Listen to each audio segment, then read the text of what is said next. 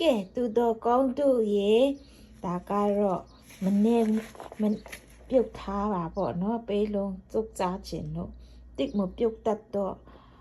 ဘယ်လိုပြုတ်ရမှမသိဘူးရိုးရိုးပဲကျိုးချက်လိုက်တဲ့အခါကျတော့ဒီလိုထွက်လာပါတယ်ဒါကိုချက်သွန်နီရယ်ငရုတ်တီးfresh chili ရယ်ချားရယ်နဲ့ဒီလိုမျိုးနေလိုက်တာပေါ့နော်ကဲဒီလိုအရာနေနပ်ပြီးလို့ရှင်တော့ဒီမှာပြန်ရှင်းမယ်ပေါ့နော်ကဲဒါကတော့တန်လွေစီနဲ့ပစွန်ချောက်တဲတဲလေးတွေကို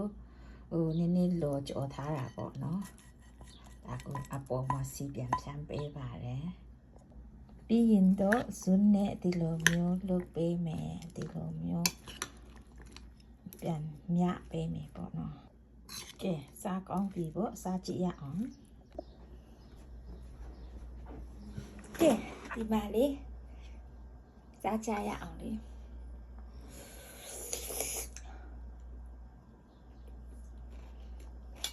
so good ကဲတီးပေးလုံးပေးပုတ်တွေကတော့အုံနောက်ကိုတူးတက်စေတယ်ကျမရဲ့အရန်ကောင်းတယ်အရက်ကိုလည်းပဲထွားစေတယ်ပူပူကွာကွာအမျိုးတွေမဖြစ်ချင်လို့ရှိရင်ပေးများများစားရအောင် bye bye